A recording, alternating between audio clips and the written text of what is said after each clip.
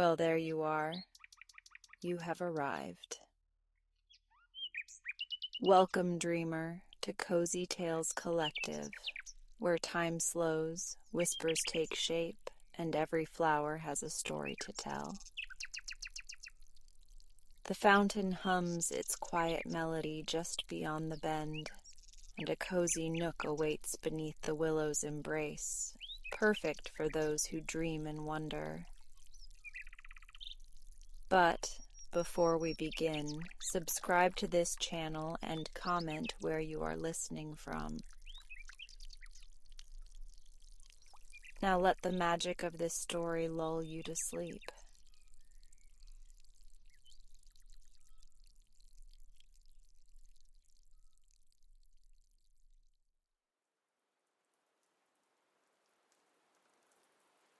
I had always known that my family wasn't normal. Normal parents didn't dictate every detail of their children's lives. Normal parents didn't treat their offspring like investments rather than human beings. And normal parents certainly didn't map out every breath, every step, every thought before their kids could even dream for themselves. But my parents weren't normal. Dinner that night was the final straw.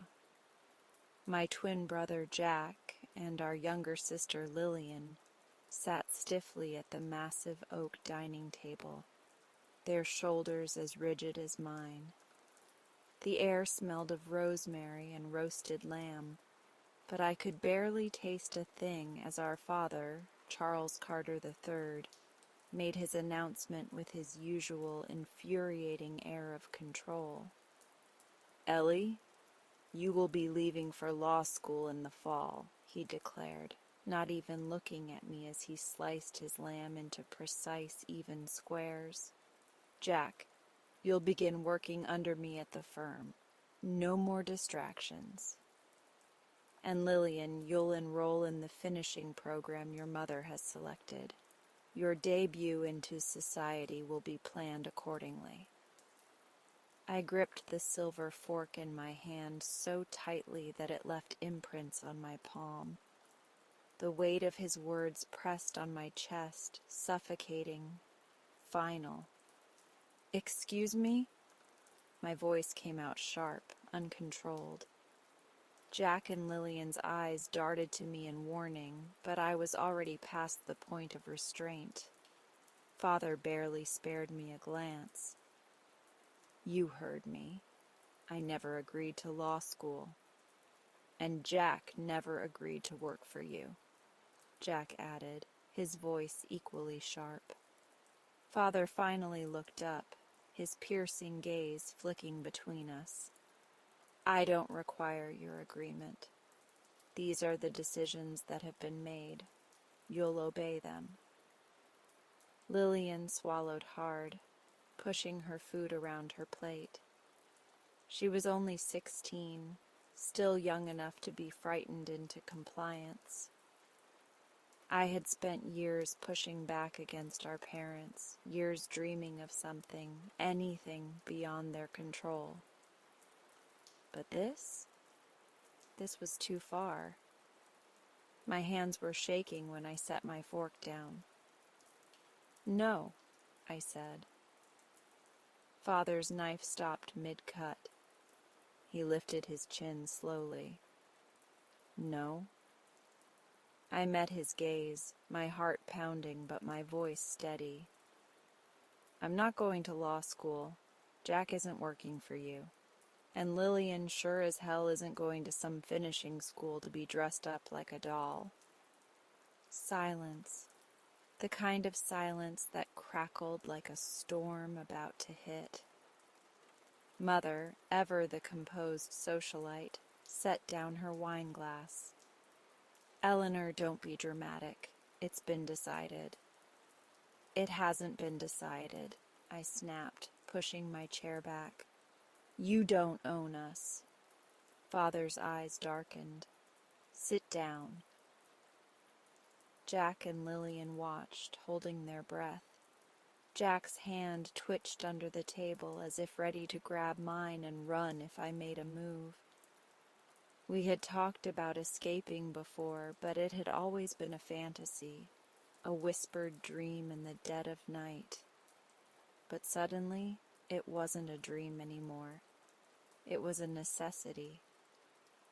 I took one last look at them, my siblings, the only people in this house who understood me, and I knew what I had to do. I turned on my heel and left the dining room without another word. The house was quiet when I slipped into my father's study later that night. The rich mahogany desk loomed in the dim light, his beloved key rack hanging by the liquor cabinet. My fingers trembled as I grabbed the old set of car keys. I knew exactly what they belonged to. The rusted, once-beloved '87 Mustang that sat in the garage, ignored for years. My father had once planned to restore it, but like everything else in his life, he had lost interest when something newer, shinier came along. It was perfect. I crept up the stairs, finding Jack awake in his room, his jaw tightening when he saw the keys in my hand. "We're leaving," I whispered. His eyes flickered with something wild, something reckless. Now? Now. We woke Lillian next. She barely had time to process before Jack was helping her pack a small bag, stuffing essentials inside while I kept an ear out for any sounds of movement. My heart pounded, my stomach twisted in knots, but there was no turning back. We crept through the halls like shadows, past the grand staircase, through the servants' entrance and into the garage. The Mustang sat there, covered in dust, but I knew it would run. It had to. Jack slid into the passenger seat. Lillian curled up in the back, her hands clutched around her bag as if it were her last lifeline. I turned the key in the ignition, holding my breath. The engine sputtered to life. Lights flickered on in the house. My father's sharp voice carried through the night. "Go, go!" Jack hissed. I slammed my foot onto the gas pedal. The tires screeched against the pavement as we peeled out of the driveway, the iron gates wide open as if welcoming our escape. The mansion faded into the darkness behind us. The city lights stretched ahead, unknown and full of possibility. No plan, no destination, just freedom. For the first time in my life, I didn't know what came next, and I had never felt more alive. I gripped the wheel a little tighter, my knuckles whitening under the fluorescent glow of the dashboard. The hum of the tires against the highway filled the silence between me and my brother, Alex. The road stretched endlessly ahead of us, twin yellow lines cutting through the dark like some kind of uncertain destiny. "So, where exactly are we going?" Alex finally asked, breaking the quiet. I sighed. "I don't know yet, just away." That had been the plan, if you could even call it that. Get in the car and drive. No more rules, no more expectations, no more feeling like we were drowning under the weight of responsibilities neither of us had signed up for. Just freedom. But freedom, it turned out, was a lot more overwhelming than I'd expected. "Maybe we should, I don't know, get a map," Alex suggested, tapping his fingers against the window. "Who even uses maps anymore? We have phones." "Right. Except we barely have signal out here, and you turned off the GPS because you said, and I quote, "We don't need technology dictating our adventure." I shot him a sideways glance. "You're enjoying this, aren't you?" He smirked. "A little." My stomach grumbled loudly, and Alex laughed. "I think that's a sign we need to stop soon." A few miles later, a neon sign flickered in the distance. Mel's Diner, like a beacon in the middle of nowhere. I pulled into the gravel parking lot, the car crunching to a stop. Inside, the diner was exactly what you'd expect. Checkered floors, red vinyl booths, the scent of grease and coffee thick in the air. A waitress in a faded pink uniform barely glanced up as we slid into a booth near the window. "Welcome to Mel's. What can I get you?" she asked, flipping open her notepad. "2 coffees and, whatever your best pie is," I said. "That'd be the apple." She jotted it down and walked off. I let out a breath and slumped against the booth. Alex was scrolling through his phone, probably trying to get any sort of connection. I was about to tease him when a voice from the booth behind us said, "You guys look lost." I turned my head slightly to find a guy, maybe a few years older than us, leaning over the back of his booth, his elbow propped up like he belonged there. His sandy brown hair was tousled in a way that looked accidental but was probably intentional. He wore a worn leather jacket, a guitar case leaning against the seat beside him. "Not lost," I said. "Just traveling." "Same thing, really," he said with a grin. "Name's Milo." Alex gave him a once-over before nodding. "Alex, that's Ellie." "Nice to meet you, Ellie and Alex," Milo said like we were old friends. "So, where are you headed?" I hesitated. "We're still figuring that out." "Well, if you're looking for direction, I've got one for you," he said, sitting up. "Ever heard of the Wanderlust Music Festival?" Alex raised an eyebrow. "Isn't that, like, a huge deal?" Milo nodded.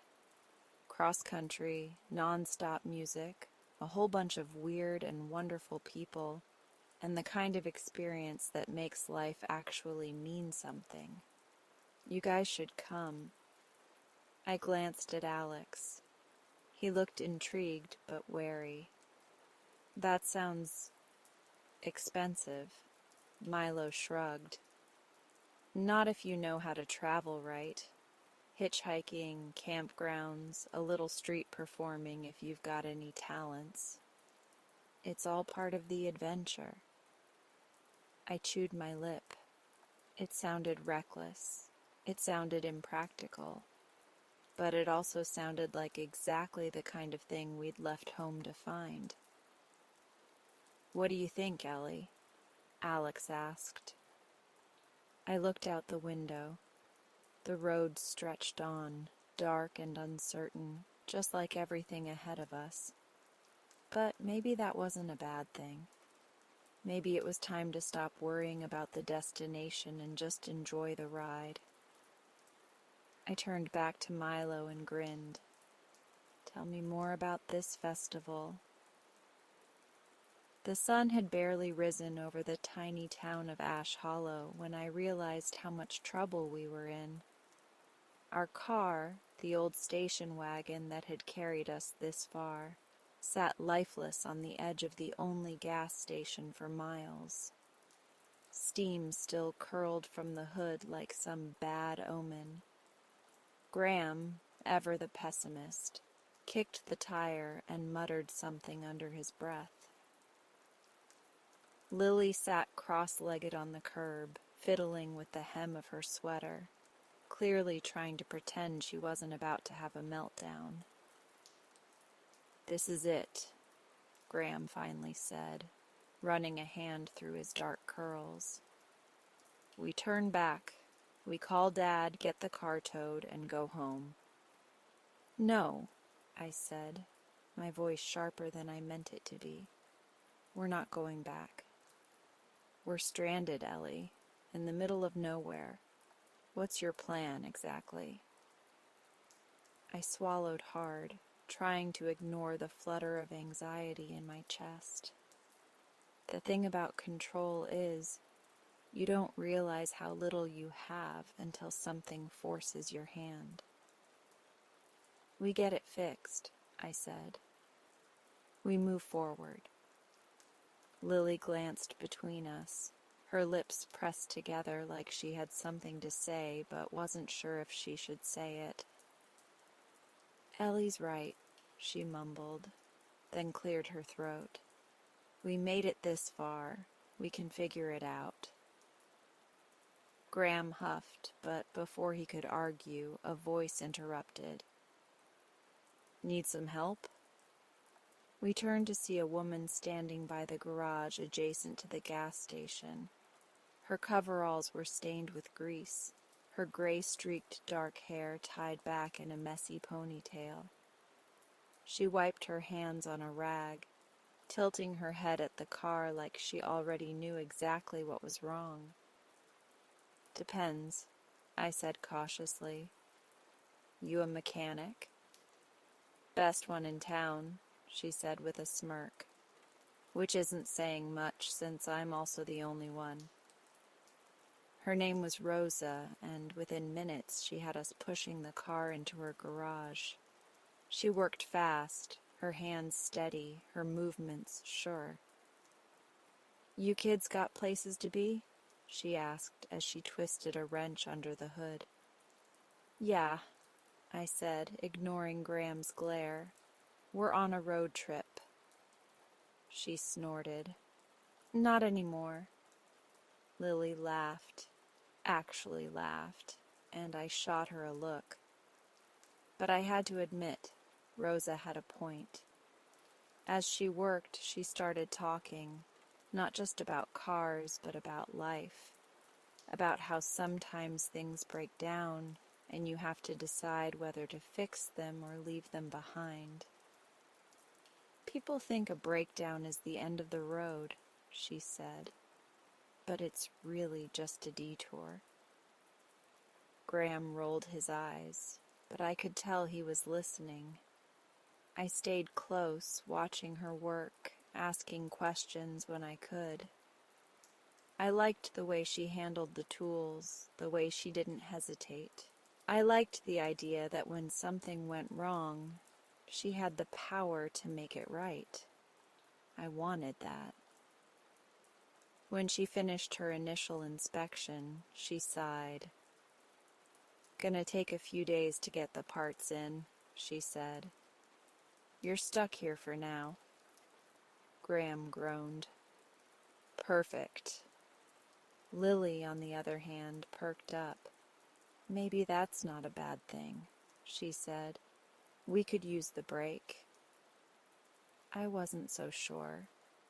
The idea of being stuck in a town this small with nothing but time to think, to face the things I was trying to outrun, made my stomach twist. But what choice did we have? Rosa let us stay in a small apartment above the garage. It was cramped and smelled faintly of motor oil, but it was ours for now. That first night, Graham barely spoke. He sat by the window, his jaw tight, fingers tapping against the armrest. I knew what he was thinking. He hated this. He hated being at the mercy of something out of his control. Maybe that's why we fought so much, because we were too alike. "You okay?" I asked, sitting beside him. "Do I look okay?" "Honestly, no." He exhaled sharply. This whole thing feels stupid. We should have planned better. We couldn't have planned for this. He didn't respond, just stared out at the empty street below. I thought about Rosa's words, about how sometimes things break down, and you have to decide what to do next. I think we should learn, I said. Graham glanced at me. Learn what? How to fix things. Rosa's already helping us with the car. Maybe we should take it a step further. He scoffed. You want me to take life advice from a mechanic? Maybe. He rubbed his face, but I could see the conflict in his eyes. He was always the one who wanted to be in control, but trust. That was another thing entirely. Maybe this was a chance for him to work on that. The next morning we went back to the garage. Lily surprised us all by diving in first. I want to help, she told Rosa. Teach me. Rosa grinned. All right, kid, let's get to work. Over the next few days, we each learned something. Graham learned to trust, not just Rosa, but the idea that things don't always have to go according to plan. Lily found her voice, standing up for what she wanted instead of shrinking into the background. And me? I learned that losing control didn't have to mean losing everything, that sometimes detours weren't disasters at all. By the time the parts came in and Rosa had the car running again, none of us were in a rush to leave. But we had to. The road was waiting. As we packed up, Rosa wiped her hands and gave us one last piece of advice. Whatever you do, don't forget. If something breaks down, you don't have to turn back. You just figure out how to fix it. I smiled, glancing at Graham and Lily. We weren't the same people we'd been when we arrived, and maybe that was the whole point. We got in the car, the engine purring like new, and hit the road again. But this time, the journey felt different, lighter, less like running, more like moving forward. Maybe detours weren't so bad after all. The night air buzzed with the last echoes of the festival, the pulse of bass-heavy music still reverberating in my chest long after the final encore. The three of us, Graham, Lily, and I, stood at the edge of the crowd, staring down at the discarded remnants of our old lives. 3 shattered phones and a torn credit card, glinting under the glow of festival lights. For the first time in years, I felt weightless. Are we really doing this? Graham asked, his voice thick with uncertainty. He was the practical one, always trying to keep us tethered to some form of logic. But even he had been the first to snap his phone in half. Lily grinned, her eyes wild with exhilaration. We already did. No turning back now. My fingers curled into fists, my heart pounding in the same unpredictable rhythm it had when I'd first stepped into that crowd and let myself dance. We should go before Mom and Dad send someone looking for us. The reality of our decision settled in as we walked away from the festival grounds, moving deeper into the unknown. We had no money, no phones, and nowhere to go. And yet, for the first time, we were free. We made it as far as the nearest gas station before exhaustion caught up with us. The neon sign flickered weakly, casting sickly yellow light over the near-empty lot. Inside, a bored cashier barely glanced up as we scoured the aisles for something cheap enough to afford with the crumpled cash Graham had in his pocket. "This won't last us more than a day," I muttered, staring at the handful of granola bars and bottled water. "Then we find another way," Lily said, ever the optimist. "People do this all the time. Backpacking, hitchhiking, working for travel. We just have to be smart." Graham exhaled heavily, rubbing his temples. "We should figure out where we're going first. Sleeping on the side of the road isn't exactly a solid plan." A wave of doubt crashed over me. Was this a mistake? Were we being reckless? "We need a ride," I said, more to myself than anyone else. "We need to get far enough away that Mom and Dad can't just swoop in and drag us back." Lily nodded. "Let's ask around. Someone's bound to be heading out of town." It was a ridiculous idea, something people in movies did. But what other choice did we have? We ended up in the back of a van driven by a girl named Nico and her best friend Jay. They were heading west, no particular destination in mind, just chasing the next festival. They didn't ask too many questions, and we didn't offer too many answers. "So you just up and left?" Nico asked as she drove, her fingers drumming absently on the wheel. "Damn, that takes guts." "Or stupidity," Graham muttered, leaning against the window. "Both, probably," I admitted. But wasn't that what freedom was? A mix of fear and exhilaration, stepping into the unknown without a safety net? Lily stretched out in the back, looking more content than I'd ever seen her. "What do you guys do for money?" Jay, a lanky guy with a nose ring and a tattoo of a wolf across his forearm, smirked. "Odd jobs, mostly. Busking, working booths at festivals, picking up gigs when we can. It's not glamorous, but it keeps us moving." Graham shot me a wary glance. "We're not exactly skilled musicians."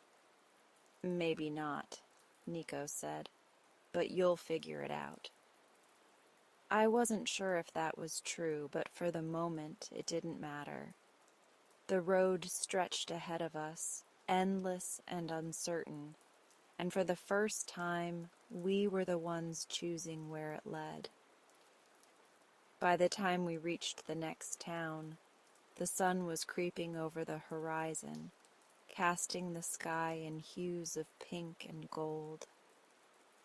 The van rolled to a stop near a small roadside diner, and my stomach twisted at the smell of coffee and bacon drifting through the air. "We should eat something real," Lily said, stretching as she climbed out of the van. "Figure out our next move."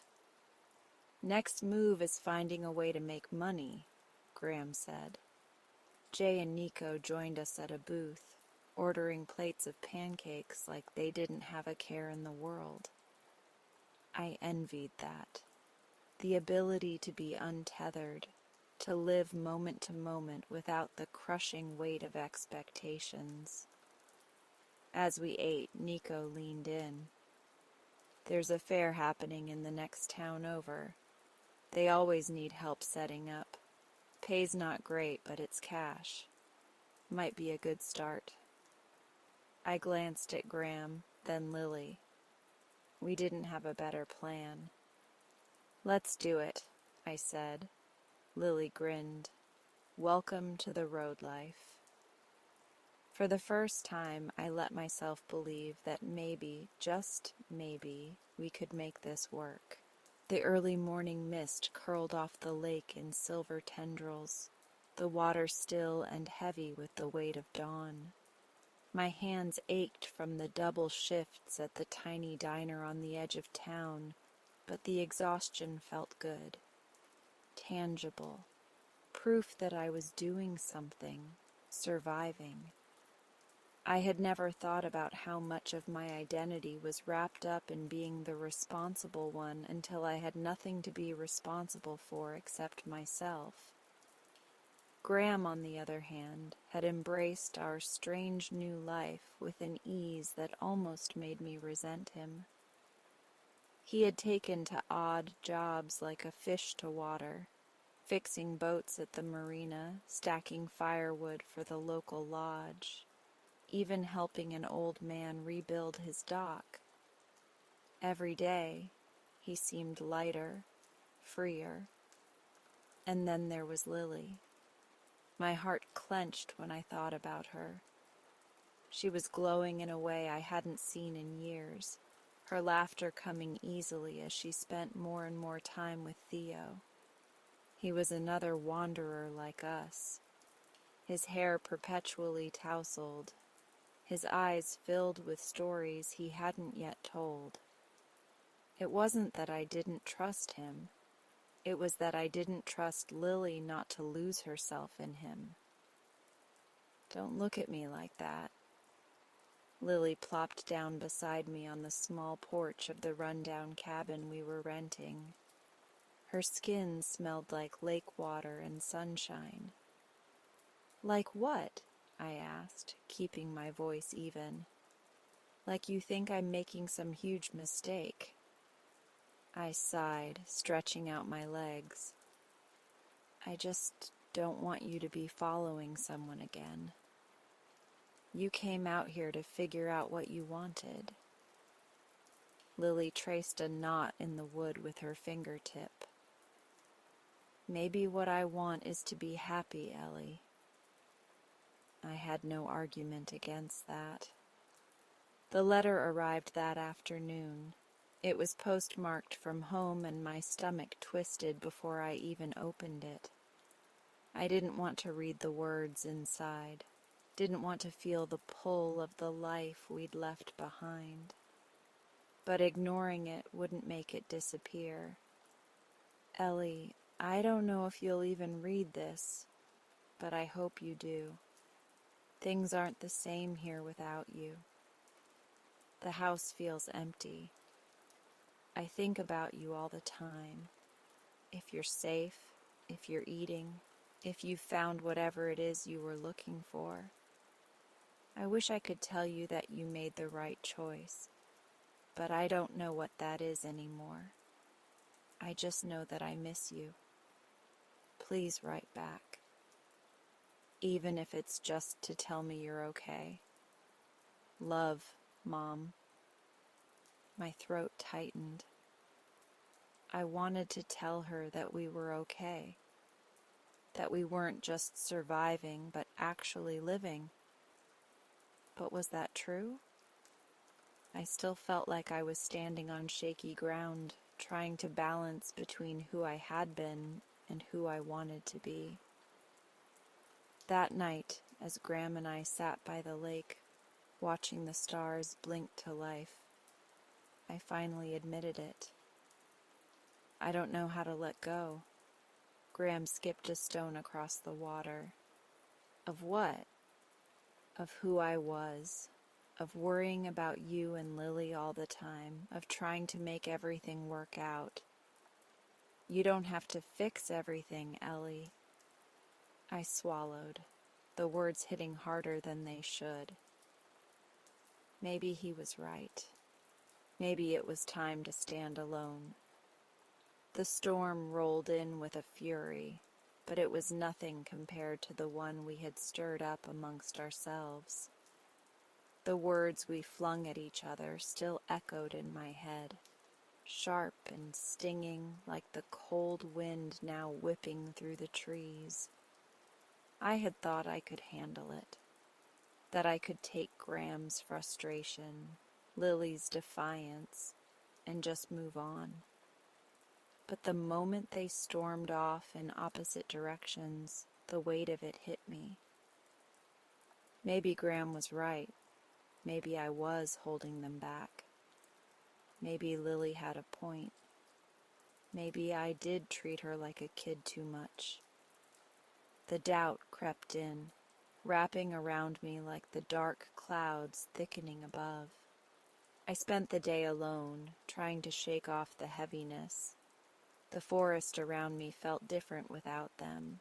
I'd grown so used to our little trio, to the bickering and laughter, the shared struggles and victories.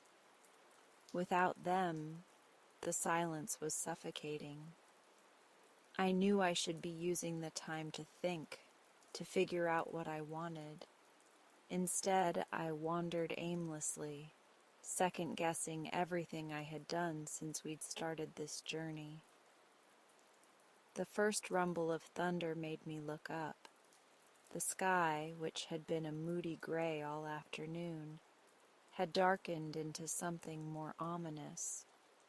The wind had picked up, rustling the trees with a restless energy.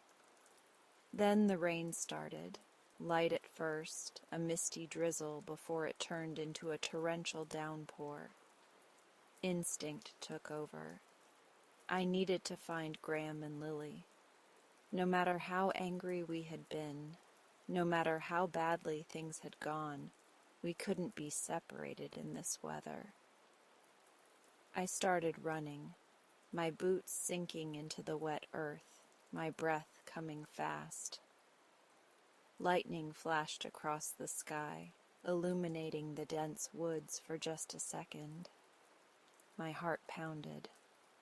I hadn't seen where either of them had gone earlier, and now the world was a swirling chaos of rain and wind. Then, through the storm, I heard it. A voice, faint but familiar. "Ellie!" Graham. I turned toward the sound, pushing through the undergrowth, my clothes already soaked through. Another flash of lightning revealed his silhouette, standing near a fallen tree, waving. Relief crashed over me, but it was short-lived. "Where's Lily?" I shouted over the wind. "I don't know." His voice was tight, worried. "She took off before the storm hit. I thought she was with you." Panic seized my chest. Lily was out here alone. She was tough, but no one should be alone in a storm like this. Without hesitation, we moved, shouting her name as we searched. The rain made everything slippery, the wind howling so loudly it nearly drowned out our voices. Every minute that passed felt like an eternity. Then a small, shaking voice called back, "Here! I'm here!" We turned toward the sound, sprinting through the rain until we found her huddled beneath a rocky overhang. Her eyes were wide with fear, but when she saw us, she let out a relieved sob. I didn't think. I just pulled her into a hug, holding her tight as Graham crouched beside us. "We need to get out of here," he said. "Find shelter somewhere safer."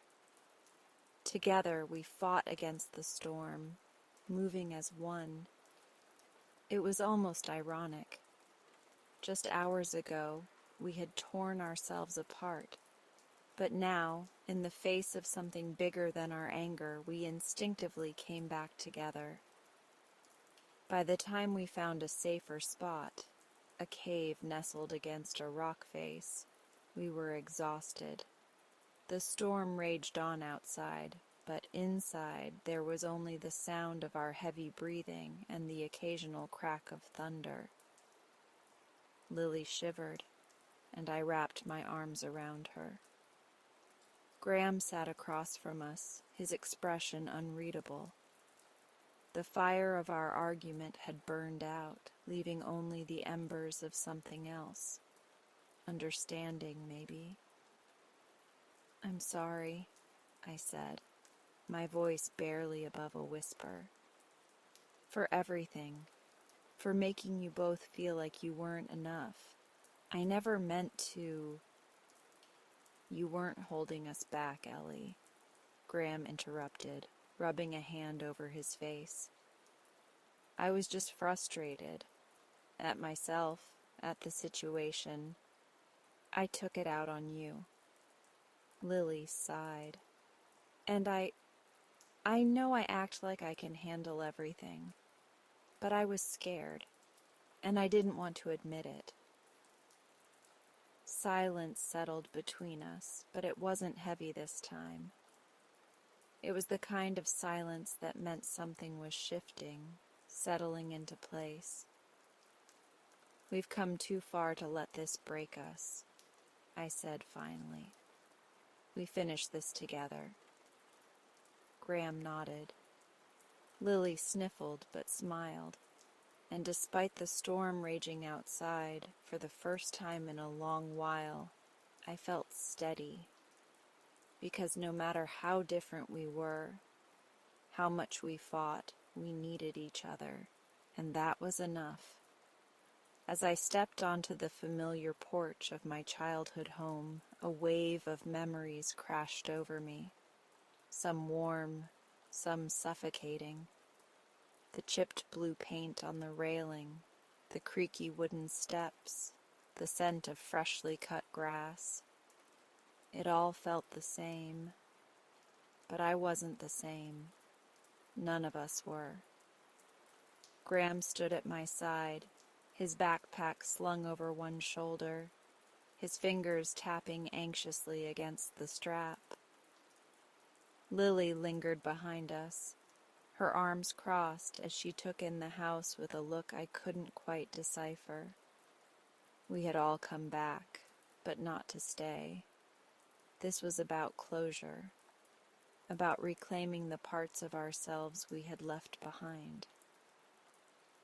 I took a breath and knocked on the door. The sound echoed through the house, and within moments my mother opened it. Her expression flickered from surprise to hesitation. "Ellie?" she said, her voice cautious. "Hi, Mom." I forced a smile, trying to ignore the tightness in my chest. "Can we come in?"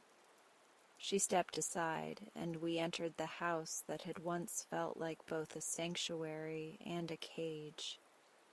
The familiar ticking of the grandfather clock in the hallway filled the silence as my father emerged from the living room. He stopped short when he saw us. "Well," he said gruffly, "didn't expect to see you three here all at once." "We need to talk," Graham said, stepping forward. "All of us." Mom and Dad exchanged a look before nodding and leading us to the living room. We sat across from them, the weight of unspoken words settling between us like dust on old furniture. I took a deep breath. "We're not here to fight, but we are here to make things clear." My mother tensed. "Ellie, if this is about—" "It is," I interrupted, my voice steady. "For years we let you make decisions for us. You controlled everything, our futures, our choices, even the way we felt about ourselves. But that ends now." Dad scoffed. "You're being dramatic. We only wanted what was best for you." "No," Lily said, her voice sharp. "You wanted what was best for you, and we were expected to follow. Well, we're done." Graham exhaled slowly, then added, "We love you, but love doesn't mean control. We're setting boundaries. We'll visit, but we won't be guilted into staying. We won't be manipulated into choices we don't want." Mom's eyes glistened. "But Ellie, your future—" "My future is mine," I said firmly. "And I'm finally going to do what I want. I applied for the art program at Franklin Institute. I sent in my portfolio yesterday." Her lips parted as if she wanted to protest, but she stayed silent. Dad shook his head, muttering something under his breath, but I didn't care.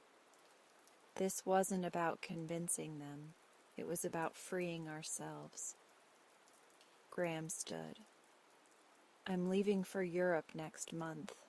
I've always wanted to see the world, and I'm not waiting anymore. Lily smirked. And I just signed a lease in Denver. I move in 2 weeks. Mom wiped at her eyes. You're all leaving, just like that. No, I said, softer this time. We already left. We're just making it official. The silence stretched. It wasn't easy, but it was necessary. We had spent so long trying to be what they wanted that we had forgotten who we were. But now we knew, and we were choosing ourselves. We stood to leave, and I hesitated at the doorway, glancing back at them. We'll call, we'll visit, but on our terms. They didn't respond. Maybe they needed time. Maybe they never would understand. But that was okay. As we walked down the porch steps, the air felt lighter. Graham nudged me. Proud of you, I smiled. Proud of us. Lily laughed. We actually did it. We had. And as we went our separate ways, stepping into the futures we had chosen, I knew one thing for certain. We weren't lost anymore. We were finally free.